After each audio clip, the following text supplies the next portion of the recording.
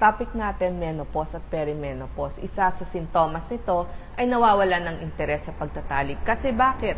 Masakit, very dry yung puwerta ng babae kapag nagme-menopause na. So, ang resulta nun, masakit sa pagtatalik. At marami pang ibang issues. So, yung mga nararamdaman ng isang nagme-menopause ay tatalakayin din natin at pwede magsimula ang inyong menopause sa edad 40. Merong mga warning signs o kadalasang mga nararamdaman ng mga kababaihan kapag nagme-menopause na sila. Katulad ng hot flashes, sobrang pawis, hindi mahimbing yung tulog, mainit ang ulo, vaginal dryness, masakit ang pagtatalik, makakalimutin, at saka yun nga, walang interes sa sex. In perimenopause, irregular na ang regla ng isang babae. Average perimenopause, mga 3 to 4 years. Yung iba, 10 taon tumatagal. Ano ang average age? 47 to 51 years old. Pero sa iba, 40, ay nagsisimula ng bumaba ang kanilang estrogen. Ano ang estrogen? Hormones ito. Ito ay chemical sa dugo na galing dun sa mga glands, katulad ng utak natin. Tapos messenger tong hormones, pupunta siya sa cellula. Isa nga dito ay yung tinatawag natin na estrogen. Pwede din yung FSH or testosterone. Yan yung mga hormones ng kababaihan. So, nagbabago-bago yung level ng ating hormones na estrogen. Kaya natin nararanasan yung sintomas ng perimenopause or menopause, katulad ng mga hot flashes, insomnia, headache. Ang estrogen, 3 klase ang ginagawa ng ovaryo natin. Kailangan nyo marinig yon kasi baka makita nyo dun sa inyong mga gamot, katulad ng estradiol, estron, at saka estriol. Para alam lang ninyo yung mga gamot nyo. Kasi yung cells natin, para yung starters. So, ang pangsusi sa kanila ay yung hormones, katulad ng estrogen, ika nga. So, yung estrogen, pwedeng pumunta sa buong katawan. So, kaya nga may epekto ang estrogen pagdating sa ating utak, sa ating heart, sa ating atay, sa breast ng isang babae, sa buto, tsaka dun sa mga reproductive system, katulad ng ovaryo, bahay bata, at syempre sa kutis ng isang babae. So, simulan na natin ano ba yung mga nararamdaman ng isang nagme-menopause o perimenopause. Usually, number 1, kaya pumupunta sila sa doktor, init na init sila, hot flashes. Tapos sa gabi, night sweats, sobrang pawis, talagang basang-basa na sila ng pawis. Tumatagal to 1 hanggang 5 minuto, mainit, pawis, may kasabay pa siyang palpitasyon. Usually, yung mga nagme-menopause, marami nagsasabi, nagpa-palpitate sila. Medyo hilo lagi or lutang, lightheaded. Parang may gumagapang sa balat, parang laging merong ants sa inyong balat, kasama din yan. Gaano kadalas nararamdaman ng isang babae? 3 o 4 na beses sa isang araw. Sa ibang babae naman, 3 o 4 na beses kada linggo. Tapos, yun nga, hirap sila laging makatulog kasi nga sa sobrang init. Ang theory nga ni Dr. Robert Friedman ng Wayne State University School of Medicine. Kaya tayo nagkakaroon ng sobrang pagpapawis kasi tumataas na nga yung temperature sa katawan. So, magpapawis ka na, tapos yung ating mga ugat idadilate na. Kaya namumula tayo para mabawasan yung init sa katawan. Ano yung treatment o gamutan? Ito po yung solusyon.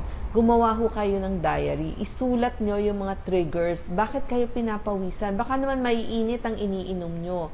Ang stress, nakakapagpapawis din. Baka may gamot kayong iniinom na nakakapagpapawis sa inyo. At saka yung caffeine, iwasan na yan. Yung isusot yung damit, gawin nyo layers. Para mabilis magbawas o pag gininaw na kayo, mabilis din magdagdag. So, dagdag-bawas lang yung ating damit. So, in layers. Uso na ho ang electric fan na portable. Maraming nabibili ngayon. Lagi kayong may dala niya para hindi kayo... Kasi pag fan kayo o nagpamaypay kayo, yung act na nagpapaypay kayo, lalo kayong papawisan doon. So, mas maganda yung electric fan na portable. Tapos, mag-shower bago matulog. maglagay ho kayo ng malamig dun sa ilalim ng unan nyo para baliktarin nyo yung unan ninyo pag natutulog kayo. Maglagay na ho ng extra damit sa tabi para kung kayo ay sobrang pawis, mabilis lang magpalit. Tsaka syempre, malamig na inumin sa tabi ng inyong kama. Tapos, pwede kayo deep breathing exercises. Ibig sabihin, 6 to 8 hinga kada minuto. Inhale sa ilong, labas or exhale sa bibig. Yun po ang deep breathing. Walking 30 minutes a day sa bandang maaga pag hindi pa mainit. Laban ho yun sa stress. Pwede ho kayong kumain ng mga soya kasi phytoestrogen yun, pero in moderation ha, wag sobra. Kasi baka makatulong din yun. Yung mga soya, garbanzos, nandyan din ho yun. Nagkakaroon, eto nga, bakit masakit magtali? Kasi may vaginal dryness o changes sa puwerta ng isang babae. Mas nagiging tuyo, manipis, maga. Yung iba nga, kawawa, nagkakaroon ng atrophic vaginitis. So, anong gamutan? Meron pong mga creams na pwedeng gamitin na nire-reseta ng OBGYN. Ito yung mga estriol creams or tablets. Pag po nagtatalik, pwedeng gumamit ng KY jelly. Huwag hong lotion o baby oil. Hindi ho yun ang dapat gamitin kasi nagkokoso ng infection. Panay ang inom ng tubig. Iwas sa sabon sa puwerta. Tubig lang pwede ng pang-wash sa puwerta. Isabay nyo na lang yung pagsasabon ng puwerta kapag naliligo. Walang masyadong mga fabric softener or matatapang na sabon panlaba ng inyong underwear. Ang underwear, all white, all cotton, para mas presko, pwedeng boxer shorts, palit ng damit agad kapag nag-exercise. Pag perimenopause o menopause, nagbabago na ho ang ating regla. Humahaba, umiikli. Yung iba ang problem, mas maraming lumalabas na dugo. So, heavier yung period nila. Tsaka mas masakit din sa period nila. Ang problem dito, nagkaka-anemia o kaya yung sobrang pagkapagod. Kasi nga, bumababa yung ating CBC. So, baka kailangan uminom tayo ng mga gamot para pampataas ng ating CBC. Kaya pag sobrang lakas ng regla nyo, mag-visit kayo sa inyong OBGYN. Ito, maraming nagre-reklamong mga kababaihan, hindi makatulog sa gabi, may insomnia. Ibig sabihin, hindi diretso yung tulog nila disrupted. Ano ang solusyon? Kailangan parehong oras ng tulog at gising araw-araw kahit na weekends para yun na, masanay na yung inyong body clock. Iwas na ho sa caffeine kapag hapon at gabi. Mag-ehersisyo sa mas maaga para mas pagod yung katawan. Yung kwarto kailangan madilim, malamig at tahimik. Ngayon, eto sinasabihin, kasi menopause na yan, kaya masungit. Mood swings, irritable, masungit. Ang dahilan ho talaga nito, maaaring hindi doon sa estrogen, pero yung stress sa buhay. Baka naman may problema sa pera, pag-alaga ng mga tumatandang mga magulang na may sakit, may problema sa asawa, sa trabaho. So, kailangan po solusyonan natin yung ating mga problema at ang ating mga iniisip. Eto, sabihin, maraming naging makakalimutin. May problema sa memorya, konsentrasyon, mabilis makalimot. Actually, halos lahat yan, hindi ho kayo nag-iisa. Ang dahilan talaga niyan, pag-edad. Maraming iniisip, hindi dahil dun sa inyong estrogen. Okay, so anong gagawin natin? Isulat, gumawa ng listahan ng lahat ng gagawin sa maghapon. Tapos, lagi nyo titingnan yon para ma-remind kayo. Tapos, daily routine, parehong lugar palagi kung saan nyo ilalagay yung pera ninyo, yung susi ninyo, at saka yung mga gamit na madalas gamitin. Kung sa kusina, gumamit ho kayo ng whistling kettle para alam nyo na meron kayong iniwan na nakasalang dun sa inyong kalan. O kaya maglagay kayo ng timer sa pagluluto. Tapos, sasabihin, mabilis ko malimutan yung pangalan. Paulit-ulit mong idaan sa isip ang pangalan ng isang tao. Lahat ho tayo nakakalimot talaga ng pangalan. Eto po, marami sa mag-asawa, hindi na close, nawawala na ho ng interes sa pagtatalik. Ang problem kasi dito, yung emotionally distant yung mag-asawa. Baka hindi kayo nag-uusap.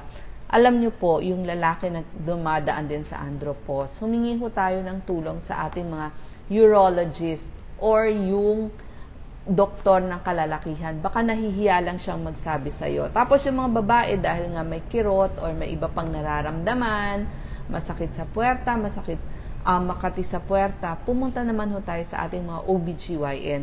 So, para magamot kayo ng sabay, makapag-usap kayo, ano ba yung nagiging problema. So, lahat ho yan, may solusyon pagdating sa pagtatalik ng mag-partner. So, ano ba yung pangangailangan, ano yung gusto. Siyempre, mas lagi na kayong parehong may low back pain, may paraan din ho dyan. Tapos, ano ba yung mga expectations?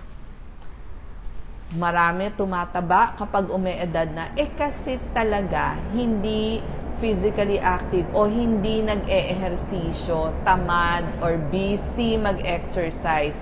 So, anong gamutan? Tamang dami at klase ng kakainin, mag-exercise.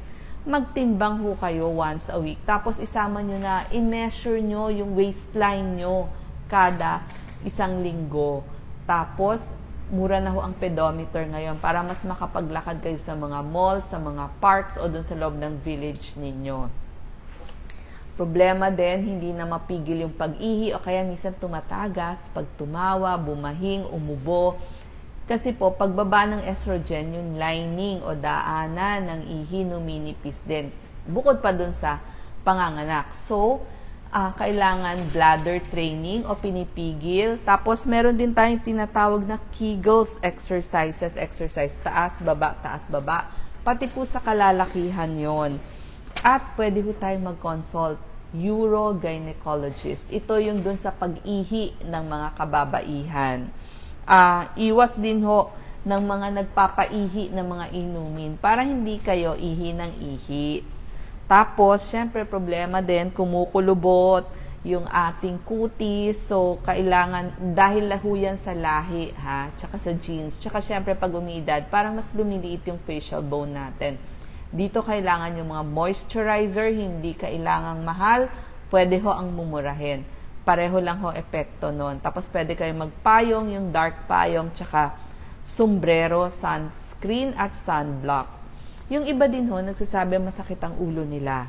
Ito nga kasi yung pabago-bagong level ng estrogen. So, nagkakaroon din ng trigger dun sa migraine nyo. So, tanggalin nyo yon, alamin nyo yung trigger nyo. Baka naman stress, o yung puyat, o yung chocolates. Tapos, syempre, ayoko din na magkasakit kayo.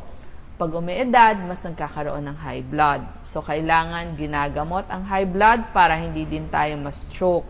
Iwas sigarilyo, mag-ehersisyo, 30 minutes a day. Kung pwede, maglakad-lakad.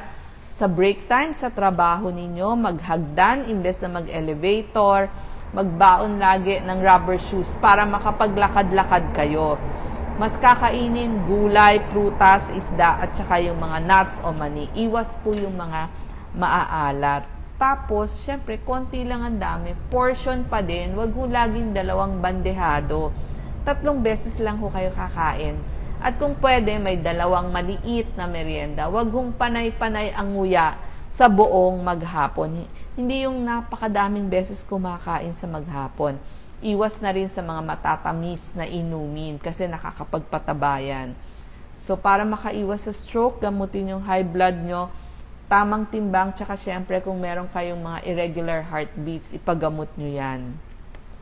Ayoko din ho na lumambot ang inyong buto kasi kapag lagi yung nababalian ng buto, syempre, ma-o-hospital, mas humihina ang isang tao. Osteoporosis ang tawag dyan. Pwede ho kayong kumain ng mga high calcium na pagkain katulad ng mga milk for seniors, yogurt, sardinas, berdeng dahon ng gulay. Generic po na calcium carbonate, kailangan lang po 1 tablet, 500 milligrams lang po, isasabay sa pagkain. Meron po yung mas mahal na pwedeng may pagkain o wala. Yun po yung calcium citrate. So, pwede din. Tapos, syempre, magbibilad tayo sa araw para sa vitamin D, 20 minutes a day. Pwede din galing sa pagkain tulad ng sardinas, itlog, kabute, mga tamban, yung mga fishes, at maglakad-lakad akyat sa hagdan. At paalala sa mga kapwa ko kababaihan, libre naman ho magkapa, mag-self-breast examination kada katapusan ng bawat buwan at kung pwede tayong mag-mammogram every 3 years pagtungtong ng edad 40 pataas. So maraming salamat po at good luck sa inyo. Kaya nating labanan ang menopause.